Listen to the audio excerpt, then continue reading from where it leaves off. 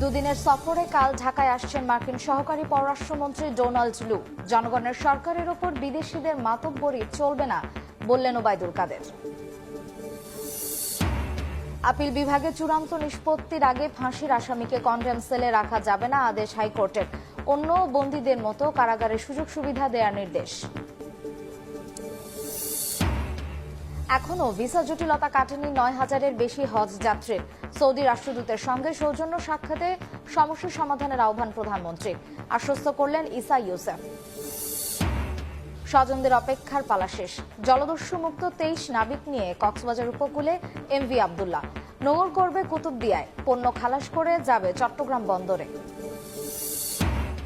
এবং ঈদের আগে ব্যবসায়ীদের লুটের উৎসব। ১ কেজি পেঁপে বিক্রি হচ্ছে ৭০ টাকায়, বেগুনের সেঞ্চুরি, ডিমের ডজন ঠেকেছে ১৫০-তে। অস্থির মশলার বাজারও।